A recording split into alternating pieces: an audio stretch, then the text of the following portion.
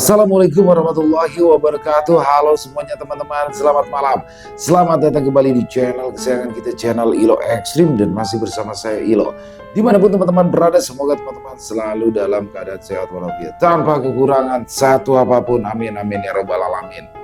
Dan pada kesempatan yang baik ini, saya akan membawakan satu kisah dari Bang Sidik. Kisah-kisah dari Bang Sidik selalu menarik untuk disimak ya teman-teman ya.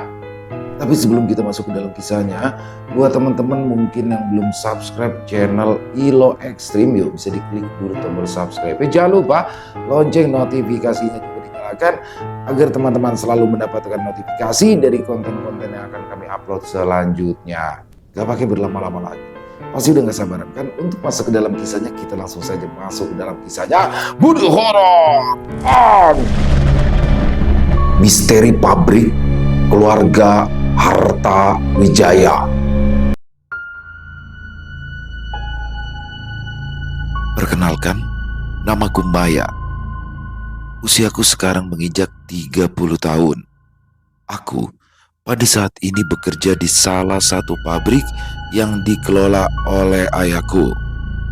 Sebenarnya, aku ingin sekali keluar dari tempat ini, tapi ada sesuatu yang mengikatku hingga saat ini. Dan itu terjadi akibat kesalahanku yang membuatku tak bisa lepas dari ikatan itu. Karena apabila aku keluar, pabrik yang dikelola ayah akan dipenuhi oleh teror yang membuat para pegawai tidak betah bekerja di sana. Aku sebenarnya lahir dan hidup di kota dengan banyak sekali pabrik-pabrik yang berdiri di sana. Pabrik-pabrik ini menjadi penopang kehidupan masyarakat yang ada di kota tersebut. Para pekerja datang dari berbagai daerah. Mereka bekerja mengais rezeki di kota ini, dan beruntungnya keluargaku adalah salah satu pemilik pabrik yang ada di kota itu. Ayahku bernama Harta Wijaya. Dia adalah pemilik pabrik garmen yang berada di salah satu kawasan industri di kota itu.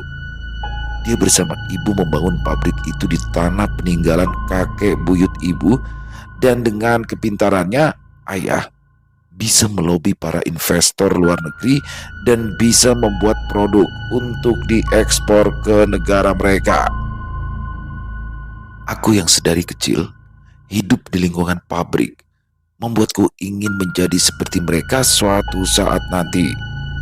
Aku ingin menjadi pengusaha sukses yang bisa membuat banyak orang bekerja seperti mereka. Tapi entah mengapa, sejak kecil aku seperti tidak diperbolehkan untuk memasuki pabrik, bahkan hanya untuk sekedar bermain di sana. Aku hanya dititipkan kepada pengasuh di rumah, dan ibu serta ayah seperti menolak ketika aku ingin datang ke pabrik tersebut. Kamu lebih baik sekolah yang benar ya nak. Lalu kamu kuliah di luar negeri dan sukses di sana. Siapa tahu bukan kamu yang nyari investor, malah kamu yang jadi investornya. Itu adalah jawaban ibu setiap kali aku ingin masuk dan mengetahui tentang pabrik yang mereka kelola. Ibu selalu tidak membiarkan aku mengetahui apapun, bahkan hingga dia sakit parah dan meninggalkan aku yang baru saja lulus kuliah pada saat itu. Entah apa yang mereka sembunyikan, tapi semenjak aku kehilangan ibu, ayah seperti bekerja sendirian sekarang. Dan ketika aku menawarkan diri untuk membantunya, ayah kembali menolak dengan halus. Lebih baik kamu kuliah nak, daripada kamu mengorbankan kuliahmu hanya untuk membantu ayah, kata ayah dengan jawaban yang pelan pada saat itu. Tapi ya, potongku, aku bisa mengerjakan pekerjaan ibu. Bahkan ibu suka meminta bantuanku untuk membuat laporan. Aku tahu garis besar pekerjaan ibu, dan aku bersekolah di SMK dan mengambil jurusan akuntansi karena aku ingin membantu ibu. Ayah terdiam. Dia menatapku dengan tatapan khawatir. Aku terus membujuknya, bahkan aku membuka laptop dan membuka file-file lama yang berisi pekerjaan ibu yang aku kerjakan. Dan di sana Ayah hanya menatap laptopku dan tiba-tiba berdiri sambil berkata, "Ah, ayah akan memikirkannya dulu ya. Karena tidak mungkin kamu langsung menghandle pekerjaan ibu. Apa yang ibu kerjakan di sana benar-benar rumit. Dan yang kamu kerjakan bersama ibu itu hanya sebagian kecil dari pekerjaannya. Ya, butuh waktu 1 bulan untuk aku membujuk ayah. Dan ketika ayah menyadari bahwa ia tidak bisa menjalankan pabrik itu sendirian, akhirnya pada suatu malam dia mengajakku untuk duduk bersama. Nah, ayah akan mengizinkanmu membantu ayah sekali ini saja, sampai ada pengganti ibu yang kompeten untuk mengurus semuanya. Tapi ada syarat yang harus kamu patuhi selama bekerja dengan ayah. Karena ini bukan untukmu saja, tapi semua staf yang bekerja satu kantor dengan ayah wajib mengikutinya." Aku tersenyum. Ya, bujukanku berhasil. Aku kini bisa membantu ayah bekerja di pabrik dan mungkin saja aku bisa menggantikan ibu sembari aku kuliah. Tapi ada sesuatu yang membuatku bertanya-tanya. Sebenarnya apa syarat yang diberikan oleh ayah, dan hal itu membuatku bertanya-tanya. Syaratnya apa ya? Ayah hanya tersenyum. Ia kembali berdiri dan menepuk pundakku. "Besok saja, ketika sampai di pabrik ya. Sekarang kamu tidur, istirahat. Karena besok pagi, kamu harus langsung bangun dan mempersiapkan semuanya." Ayah pergi meninggalkanku. Ia masuk ke dalam kamar dan mengunci pintunya rapat-rapat. Dalam hatiku, aku merasa senang karena akhirnya aku bisa masuk ke dalam pabrik yang belum pernah aku masuki seumur hidupku selama aku tinggal di sini. Di pagi harinya, aku disambut dengan ramah ketika mobilku masuk bersama ayah dengan 2 security yang menjaga gerbang pada saat itu. Dan ketika aku masuk ke dalam sana, kedua mataku berbinar. Bagaimana tidak? Di sana ternyata sangat ramai. Bahkan saking ramainya, aku bisa melihat banyak sekali pegawai yang berlalu lalang di beberapa gedung produksi yang berjejer di sana. Entah berapa ratus pegawai yang bekerja bersama ayah. Aku benar-benar terkesima melihat pabrik yang besar ini. Aku turun dari mobil, melihat gedung-gedung produksi yang besar hingga ke belakang, dan di antara gedung-gedung besar itu ada sebuah gedung kantor yang berdiri tepat di belakang sana. Itu adalah ruangan staf yang mengatur seluruh proses dari pabrik ini. Dan ketika aku masuk, aku langsung disambut oleh beberapa staf yang ada di sana. Mereka tersenyum sambil mengangguk padaku. Ayah beberapa kali berkata bahwa aku adalah pengganti ibu. Dan ayah berkata bahwa mereka harus mengajarkanku tentang apa yang akan aku kerjakan di kantor ini. Setelah berkenalan dengan para staf, ayah mulai mengajakku ke tempat yang lain, di mana dia menaiki tangga hingga akhirnya sampai ke lantai atas. Di sana ada 3 ruangan yang menjadi tempat kami berdua. Setelah satu ruangan itu tertutup dan 2 lainnya terbuka lebar, aku bisa melihat bahwa ruangan bekas ibu sedang dibersihkan oleh bagian umum. Dan ketika mereka sadar bahwa kami sudah sampai di depan pintu, mereka langsung menghentikan pekerjaannya dan turun sambil tersenyum kepadaku. "Nah, ini adalah ruangan ibumu. Dan sekarang menjadi ruanganmu. Ibu dan ayah memang berbeda ruangan. Ayah langsung menghandle produksi dan ibumu menghandle seluruh administrasi di pabrik ini," katanya sambil memperlihatkan ruangan ibu padaku. "Nanti salah satu staf senior yang ada di bawah akan membantumu untuk bekerja. Karena ya, kamu harus tahu seluk-beluk administrasi di pabrik ini apabila kamu ingin benar-benar membantu ayah." Aku mengangguk dan tersenyum. Aku berjanji dalam hatiku bahwa aku akan membantunya dengan segala ilmu yang aku punya. Tapi setelah aku ingin masuk dan mulai untuk bekerja di ruangan bekas ibu, tiba-tiba ayah berkata satu hal lagi. "Maya," katanya, Aku melihat wajah ayah benar-benar berubah. Nada bicaranya mendadak serius seperti yang terjadi kemarin malam. "Ini adalah syarat yang ayah bicarakan semalam," katanya sambil menunjuk ke arah pintu. "Itu adalah kamar istirahat sewaktu ibumu masih ada dan membantu ayah di pabrik ini. Karena dia yang mengambil alih administrasi di pabrik ini, sehingga dia terkadang perlu mengistirahatkan otaknya sejenak di dalam ruangan itu.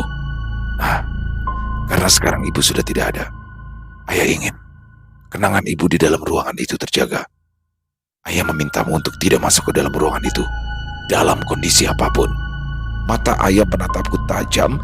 Aku merasa takut ketika ayah berbicara dengan nada serius seperti itu. Mungkin ayah masih ingin mengenang ibu yang sudah tiada, sehingga aku hanya bisa menjawab dengan anggukan. "Ya, aku mengerti," jawabku dengan nada yang pelan. Ayah mengangguk. Dia kemudian mendekat ke arahku, mencium keningku, lalu setelah itu ia berkata kembali, "Ya sudah, kalau seperti itu kamu sekarang masuk ke ruangan. Dan nanti ada salah satu staf akan datang untuk membantumu," katanya sambil masuk ke dalam ruangannya dan meninggalkanku sendirian di depan ruangan ibu. Sepertinya ayah langsung menelpon seorang staf di dalam ruangannya, karena ketika aku berdiri sebentar, tiba-tiba ada seseorang yang naik dan menghampiriku. Dia adalah Bu Ida, salah satu staf senior yang ditugaskan untuk membimbingku dengan segala urusan administrasi di pabrik. Beberapa minggu pertama, aku tenggelam dalam tumpukan laporan, faktur, dan data produksi yang rumit. Membantu ibu dengan laporannya ternyata hanya sedikit dari seluruh laporan yang harus aku kerjakan, sehingga aku harus bisa mengetahui seluk-beluk administrasi pabrik. Dan secara perlahan aku mulai mendapatkan ritme kerjaku. Karena ruanganku berseberangan dengan ruang istirahat ibu, aku beberapa kali melirik ke arah ruangan kosong yang tertutup itu. Di minggu-minggu awal aku bekerja, aku sama sekali tidak memperhatikannya. Aku yang larut dengan ribuan data yang harus aku proses membuatku harus fokus terhadap layar di komputerku dari pagi hingga sore. Namun, ketika aku sudah mengetahui apa yang harus aku kerjakan, laporan mana yang harus aku selesaikan, dan kapan waktunya aku bisa beristirahat, aku tiba-tiba melirik ke arah pintu itu lagi. Dan isi ruangan di dalam pintu itu seperti membuatku penasaran. Karena semakin lama aku menatap pintu itu, aku seperti mendapatkan sesuatu yang aneh di sana. Aku ingat, tepatnya ketika akhir bulan, di mana aku harus memeriksa laporan dari bagian keuangan untuk laporan bulanan, aku bekerja di pabrik itu hingga malam hari. Beberapa staf, termasuk Bu Ida, sibuk dengan pekerjaannya masing-masing, sehingga mereka fokus di lantai bawah. Sedangkan ayah, dia tampaknya sedang fokus di ruang produksi karena ada pengiriman ke luar negeri pada saat itu, sehingga dia harus memastikan barang yang dikirim sesuai dengan pesanan. Aku jadi sendirian di lantai ini sekarang.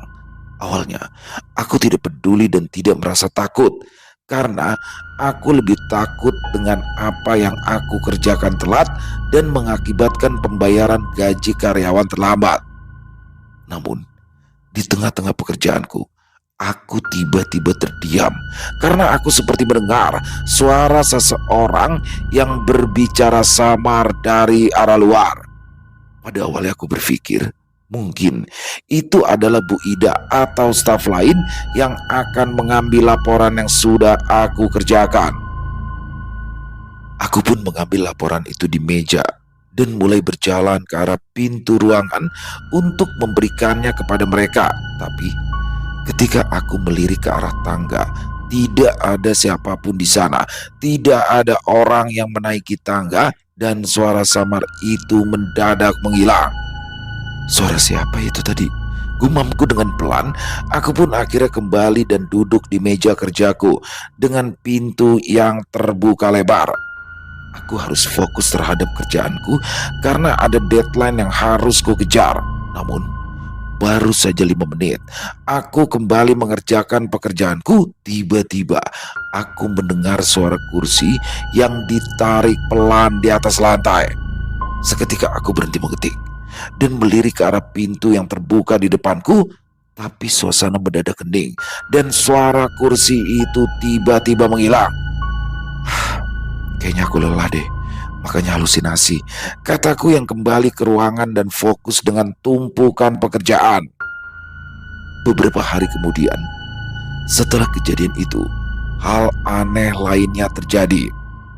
Entah mengapa, setiap kali aku ke toilet yang berada di dekat ruangan ayah, aku selalu merasakan hawa dingin yang aneh, terutama ketika aku berdiri di depan ruangan istirahat ibu. Udara dingin itu terasa berbeda, lebih menusuk, membuat bulu kuduku meremang sebelum akhirnya kembali normal. Memang, udara dingin itu hanya sesaat, tapi cukup membuatku terdiam selama beberapa detik. Lagi-lagi, aku menganggap jika ini hanyalah perasaanku saja. Aku tidak mau ada pikiran negatif di tengah-tengah pekerjaanku yang sibuk. Tepat suatu ketika, aku merasakan hal yang aneh kembali dan terlihat sangat jelas olehku. Aku ingat pada saat itu, tepat ketika aku pertama kali datang ke pabrik, aku sengaja datang lebih pagi karena ada laporan keuangan yang harus aku selesaikan sebelum makan siang.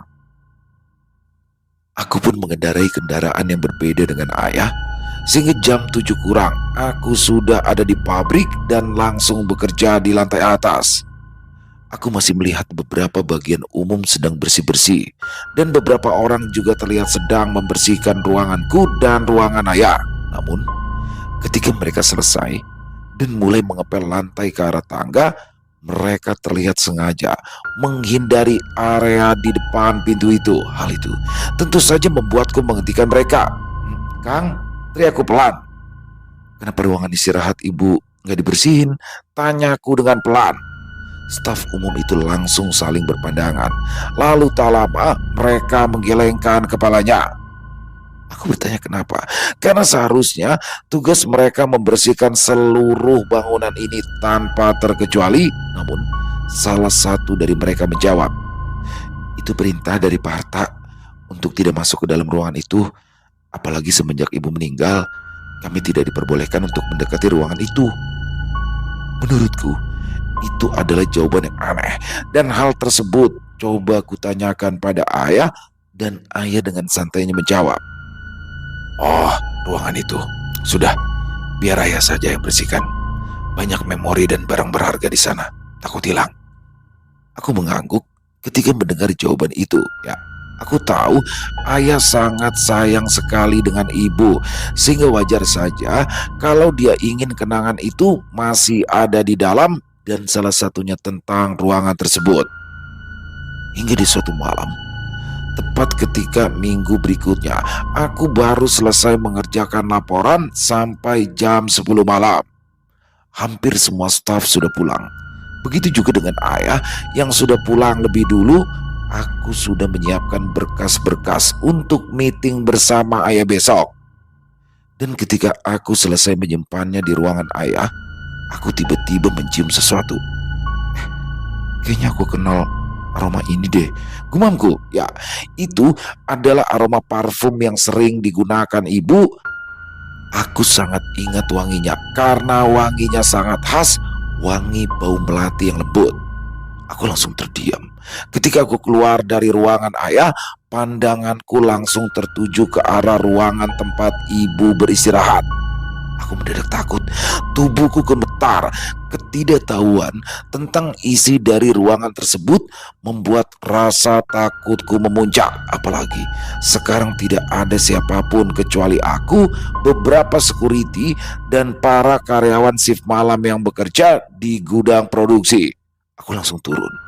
Posisi lantai 1 sudah remang dan hanya ada satu lampu yang menyala di sana. Aku semakin ketakutan, dan ketika aku meninggalkan ruangan itu, Tiba-tiba saja ada hembusan nafas yang terdengar dan itu berasal dari arah tangga yang menuju ke lantai 2. Aku berpikir, mungkin arwah ibu masih ada di dalam sana. Apalagi belum lama ini ia meninggal sehingga aku bisa merasakan kehadirannya. Tapi tepat ketika aku datang keesokan harinya, wangi tersebut mendadak hilang. Aku pun langsung bertanya kepada ayah. Ayah mengerutkan dahi sambil menggelengkan kepala.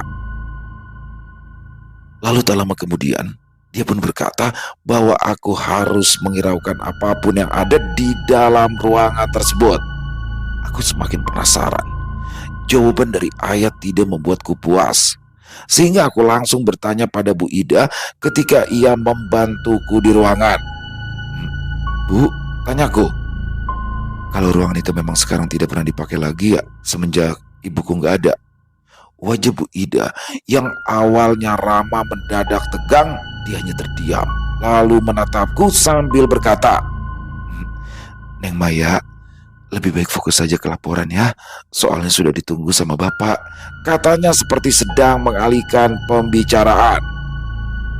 Hal itu tentu saja membuatku penasaran. Sebenarnya apa yang disembunyikan dan kenapa mereka ketakutan?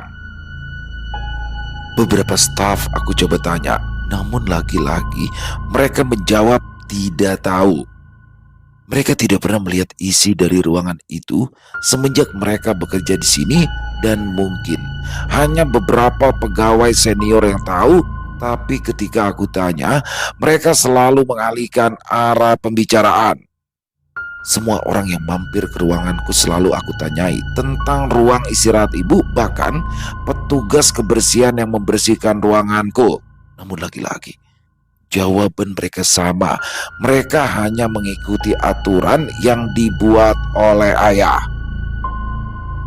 Sepertinya aku harus mencari tahu sendiri kenapa ruangan itu benar-benar terjaga, dan selain itu, wangi bunga melati milik ibu, juga suara-suara aneh di dalam sana yang selalu terdengar ketika aku bekerja sampai malam. Aku tidak bisa menunggu lebih lama.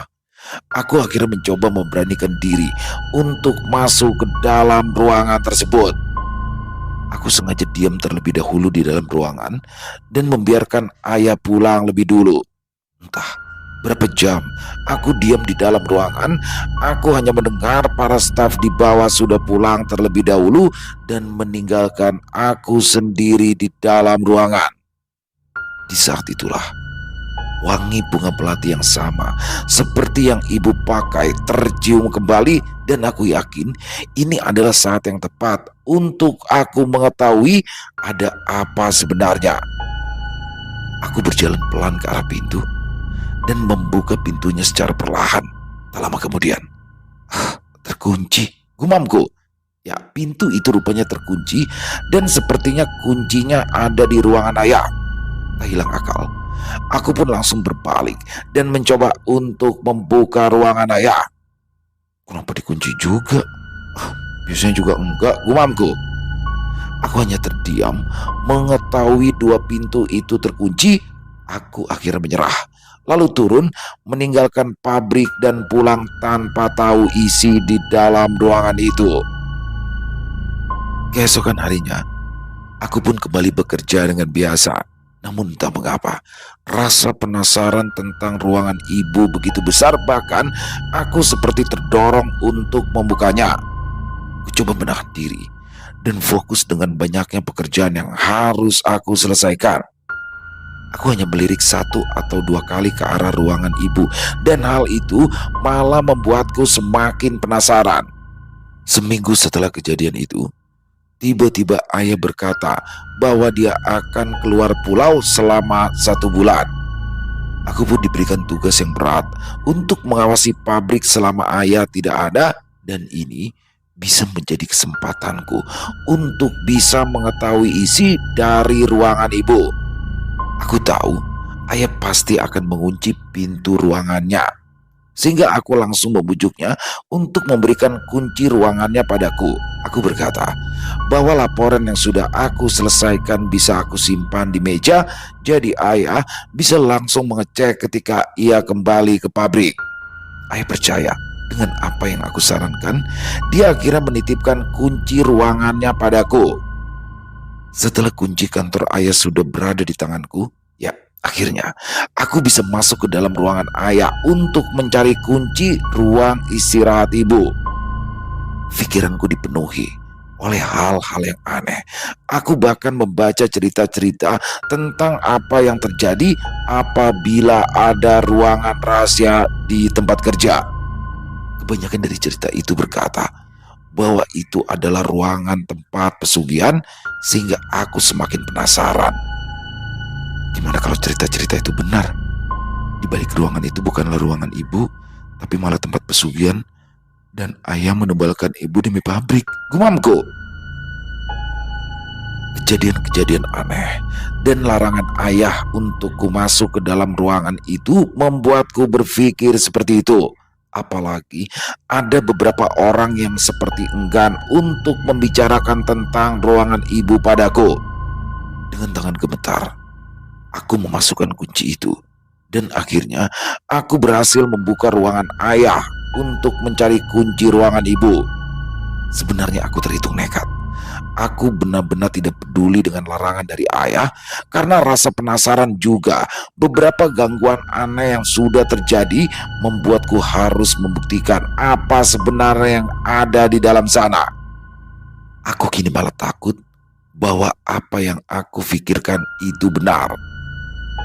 Butuh waktu sekitar 20 menit hingga aku menemukan sebuah kunci dari tumpukan dokumen yang ada di laci paling bawah meja kerja ayah. Dan ketika kunci itu ketemukan, aku pun kembali lagi dan berjalan ke arah pintu yang tertutup itu. Entah mengapa, aku mendadak ragu.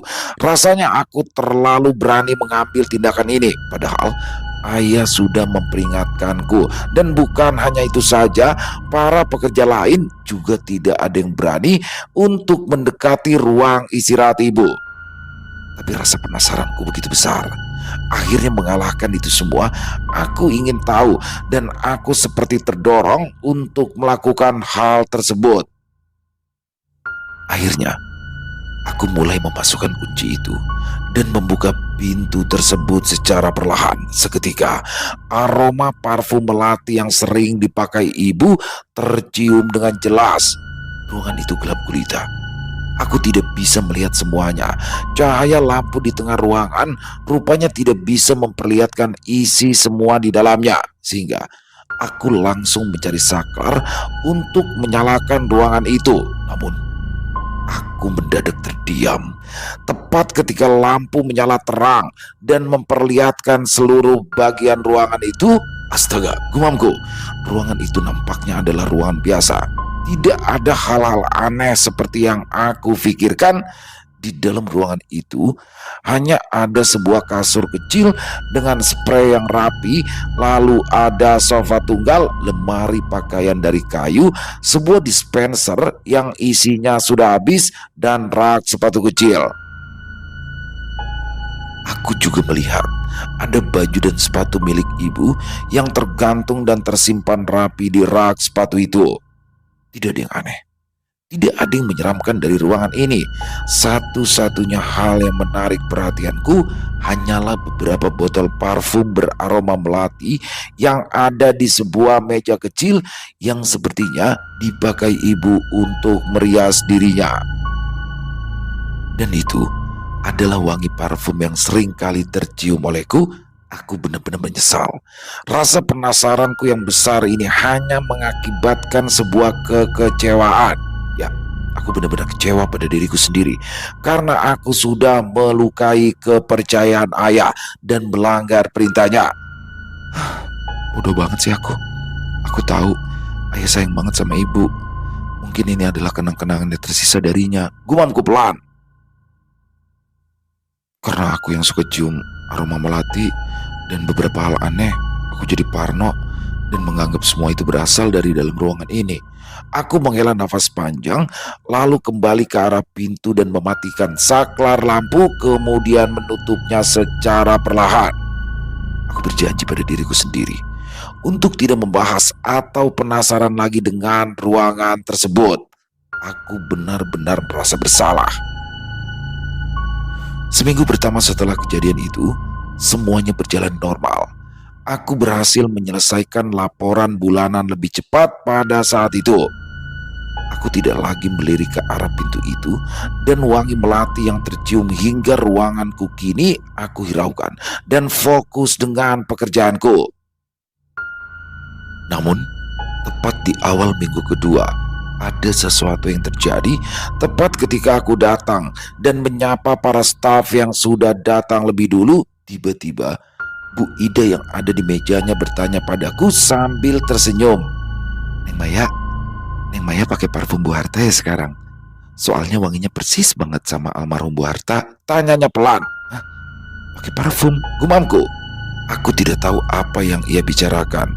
Aku merasa bahwa tubuhku tidak wangi melati karena parfum yang aku pakai itu berbeda, sangat jauh dari wangi melati yang selalu dipakai oleh ibu. Pada awalnya, aku hanya mengiyakan apa yang Bu Ida katakan. Tapi lama-kelamaan, hampir seluruh staf di sana berkata bahwa parfum yang aku pakai sama persis seperti yang biasa ibu pakai. Bukan hanya itu saja. Itu bukan 1 atau 2 hari terjadi, namun hampir setiap hari. Aku benar-benar tidak pernah memakai parfum milik ibu. Tapi entah kenapa mereka menganggapku memakai parfumnya, parfum yang sama, dan beberapa botolnya berada di dalam ruangan itu. Aku berusaha meyakinkan mereka bahwa aku tidak memakai parfum yang sama, tapi mereka tetap berkata bahwa wanginya sama persis dengan apa yang biasa ibu pakai. Aku bahkan mencoba untuk tidak memakai parfum apapun di hari berikutnya, namun wangi itu seolah selalu menempel padaku. Bahkan mereka masih menganggap bahwa aku masih memakai parfum itu. Aku akhirnya membiasakan diri dengan hal tersebut. Aku tidak mungkin terganggu gara-gara parfum sehingga membuat laporanku menjadi telat. Tapi ketika aku berusaha untuk tidak mempedulikan hal tersebut, tiba-tiba aku merasa ada yang aneh dengan ruangan staf di lantai bawah. Para karyawan sekarang seperti tidak ingin bekerja lembur. Entah apa yang terjadi, namun katanya beberapa dari mereka pernah melihat sesuatu yang menaiki tangga ke lantai 2 dengan wujud memakai baju putih dengan rambut yang lurus dan panjang. Beberapa dari mereka yang sempat lembur di lantai bawah sering melihat penampakan tersebut, sehingga membuat staf yang lain tidak berani lembur di lantai bawah. Malah mereka membawa pekerjaan yang harus mereka selesaikan ke rumah. Aku yang penasaran akhirnya bertanya tentang hal itu kepada Bu Ida.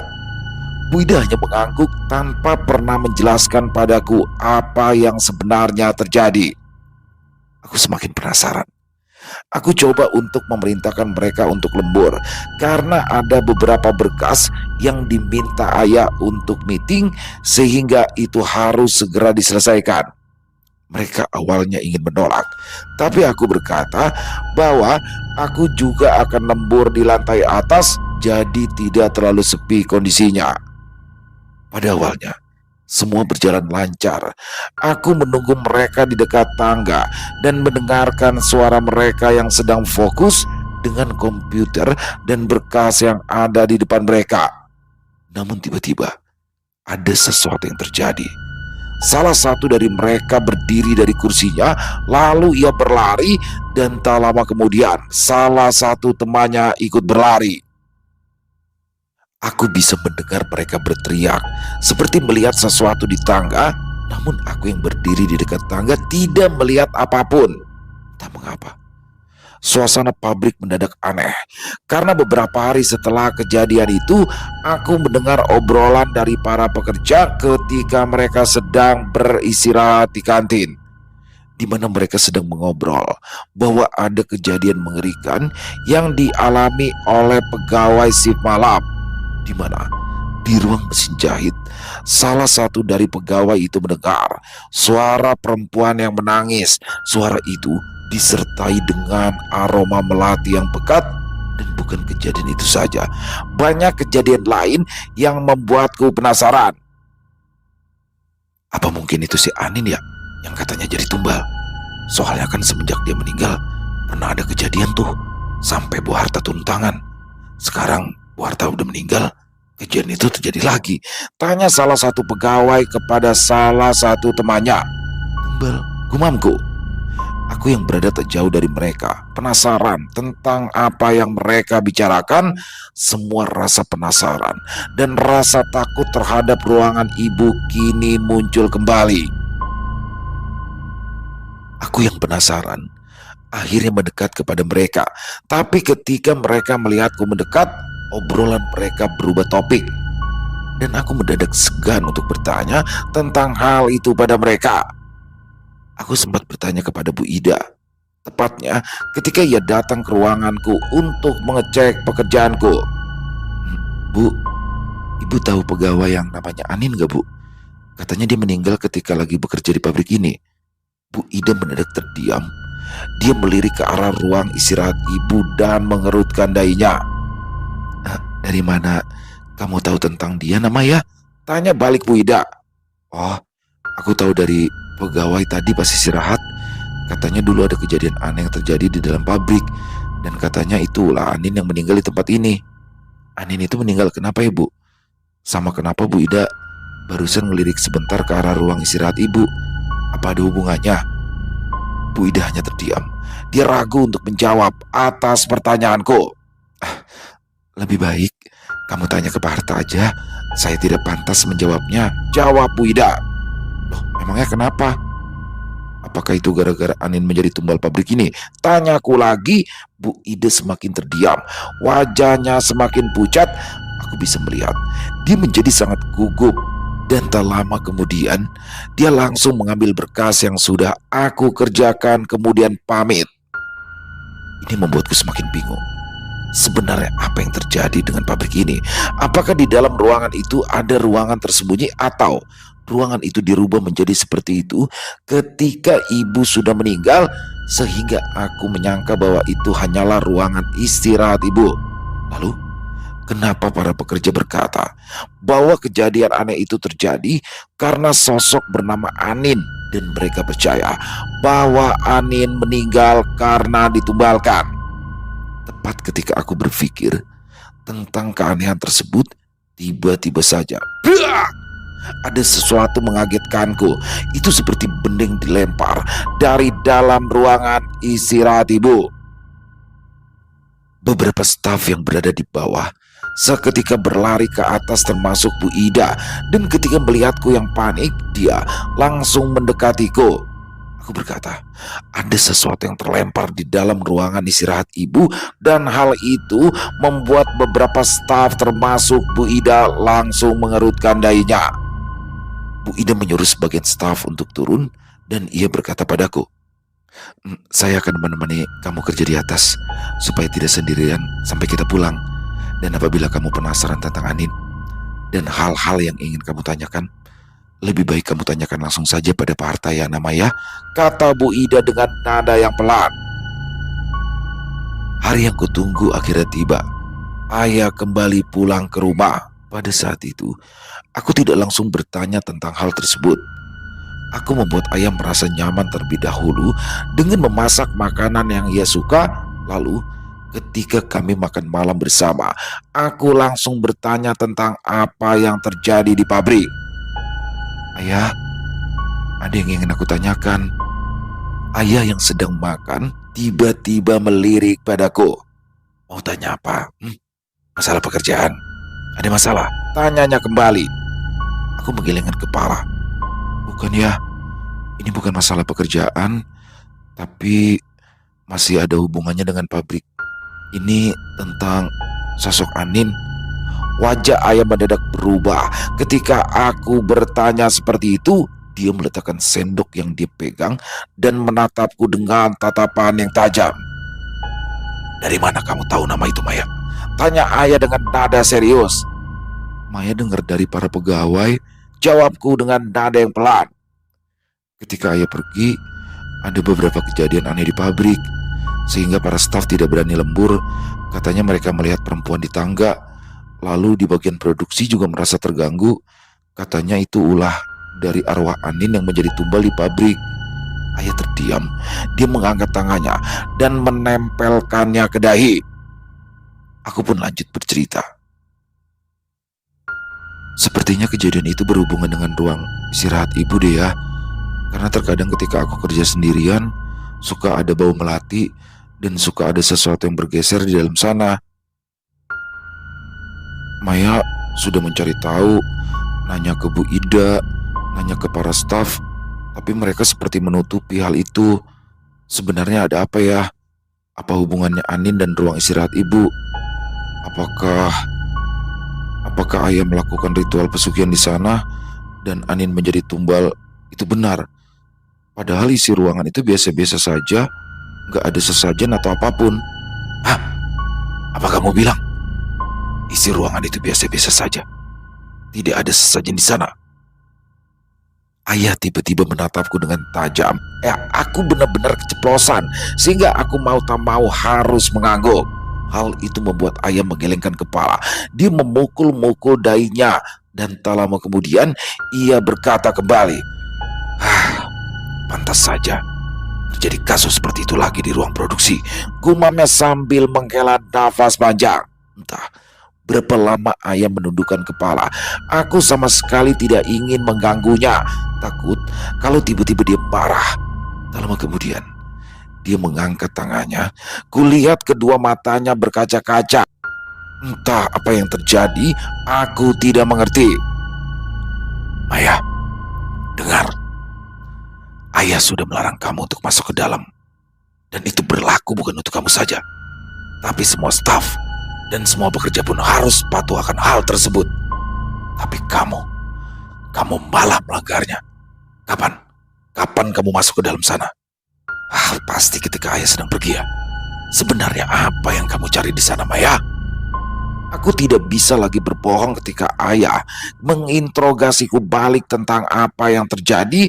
Aku pun akhirnya jujur dan menceritakan semuanya.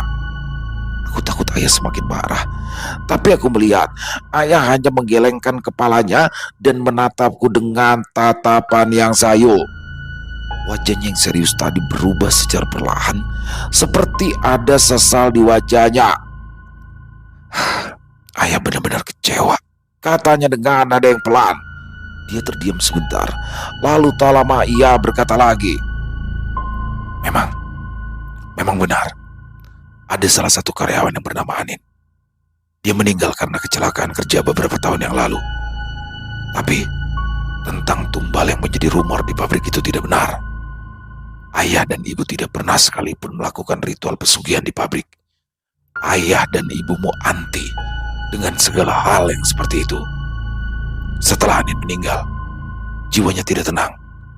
Dia mulai meneror para pekerja, staf, dan semua yang ada di pabrik. Kami berdua sudah mencoba mencari cara untuk menenangkan jiwanya, memanggil orang pintar, dan berdoa bersama. Namun, arwah Anin selalu kembali. Ayah kembali berhenti sejenak. Dia menatapku dengan pelan dan berkata, hingga akhirnya ada seseorang yang memberi saran. Daripada berusaha untuk mengusirnya, lebih baik buat dia nyaman agar tidak mengganggu. Sehingga kami berdua membuat sebuah ruangan khusus untuknya. Dan ruangan itu adalah ruangan yang menjadi tempat istirahat ibumu. Kenapa ayah bilang seperti itu? Karena selain mengurungnya di sana, salah satu dari kami harus menemani dia di dalam ruangan itu. Dan hanya ibumu lah yang sanggup melakukan hal itu selama ini. Ibumu masuk ke dalam ruangan itu, bertemu dengan Anin, sehingga Anin tidak lagi bergentayangan di pabrik, dan para pekerja bisa tenang. Hingga akhirnya ibumu meninggal. Ibumu dan Anin menjadi sangat dekat. Bahkan parfum melati yang dia pakai, sebenarnya itu adalah parfum Anin. Sehingga setelah dia meninggal, ayah mengunci rapat ruangan itu dengan harapan Anin bisa tetap tenang di dalam sana. Tapi sepertinya semua berubah karena kamu sudah membukanya. Dan sekarang Anin keluar lagi seperti dulu. Aku terdiam mendengar penjelasan itu. Ada rasa bersalah. Semua teror yang terjadi, semua ketakutan dari para karyawan, semua itu terjadi karena aku yang terlalu penasaran. Maafkan aku, Ayah. Kataku yang hampir menangis karena kesalahanku. Ayah mengangguk. Dia tahu dia juga bersalah dan dia juga tidak mungkin memarahiku lagi sekarang. Apa yang harus aku lakukan supaya kondisi pabrik bisa kembali seperti semula? Tanyaku dengan nada bersalah. Ayah hanya terdiam dalam waktu yang lama. Dia menundukkan kepalanya selama beberapa menit hingga akhirnya dia mengangkat wajahnya kembali dengan kedua matanya yang memerah karena menahan tangis. Tidak ada yang bisa kamu lakukan selain bertanggung jawab atas itu semua, katanya dengan nada yang pelan. Kamu sekarang harus menggantikan peran ibumu, menemani Anin di dalam sana, agar dia tidak mengganggu lagi para pekerja. Dan ketika ayah meninggal nanti, kamu harus meneruskan semuanya. Kamu harus tetap melakukan hal itu hingga hari terakhirmu, sama seperti ibumu. Selesai. Wow, luar biasa kisah dari Bang Sidik. Waduh, ini benar-benar. Maya, udah dibilang kan, udah nggak usah apain, nggak usah dibuka tuh pintu ya. Udah dibilang jangan masuk ke ruangan itu, masih aja. Malah dia suzon ya sama orang tuanya sendiri. Dia mungkin pernah mendengar atau sering mendengar cerita-cerita bahwa pabrik yang melakukan ritual pesugihan sehingga ada satu ruangan yang dibiarkan kosong atau dibiarkan begitu saja. Dia menganggap orang tuanya sudah melakukan pesugihan, bahkan dia menyangka jika ibunya adalah menjadi tumbal pesugihan yang dilakukan oleh bapaknya. Aduh Maya, akhirnya nyesel kan dia kan? Akhirnya dia sekarang tuh yang jagain arwah wanita itu tuh si Anin, karyawan pabrik yang meninggal di situ. Padahal ternyata apa yang terjadi di pabrik itu, yaitu Anin meninggal karena murni kecelakaan kerja, tapi arwahnya gentayangan. Udah nyari orang pintar ke sono ke sini, tapi nggak bisa dihilangin. Akhirnya ada yang bilang kalau emang dia nggak bisa diusir ya sudah, biarkan saja dia di sini, tapi berikan tempat jadi nggak berkeliaran, nggak ganggu, temenin juga. Nah akhirnya dibikin dia tuh tempat, dan yang nemenin itu adalah ibunya Maya. Nah ketika ibunya Maya sudah meninggal, otomatis tempat itu ditutup. Maya udah dibilang jangan masuk, dia masuk, yaudah. Akhirnya Aninya lepas dan ditarik lagi masuk. Maya deh sekarang yang nggantiin ibunya, ngejagain tuh si Anin. Ya itulah teman-teman ya, orang tua omongannya itu harus dipegang. Apalagi orang tuanya baik kan, Pak Harta Wijaya baik selama ini, maksudnya nggak macem-macem. Dia menjalankan pabrik dengan baik, menyekolahkan Maya dengan baik. Tapi di sini Mayanya malah punya pikiran buruk. Semoga dari kisah ini bisa kita ambil hikmah yang baik ya teman-teman ya. Dan sekali lagi terima kasih kepada Bang Sidik atas kisahnya yang luar biasa. Ditunggu lagi untuk kisah-kisah selanjutnya. Buat teman-teman yang mungkin punya komentar lain, silakan bisa menuliskan di dalam kolom komentar ataupun sekedar saling menyapa. Insya Allah kami akan membalas satu persatu. Dan buat teman-teman yang suka dengan videonya, bisa diklik tombol like-nya, tombol jempolnya, boleh juga dong bantu di share ya link videonya ini ke teman-teman yang lain, agar juga ikut merasa terhibur. Di akhir kata, saya Ilo mengucapkan permohonan maaf apabila mungkin dalam pembawaan kisahnya barusan ada kata-kata saya yang salah ataupun ada kata-kata saya mungkin yang kurang berkenan. Saya mohon dibukakan pintu maaf yang seluas-luasnya. Sampai berjumpa lagi di konten-konten kami selanjutnya. Pasti tidak kalah ngerinya, pasti tidak kalah seramnya. Masih bersama saya Ilo di channel Ilo Extreme. Salam sehat sukses selalu untuk kita semua. Wassalamualaikum warahmatullahi wabarakatuh.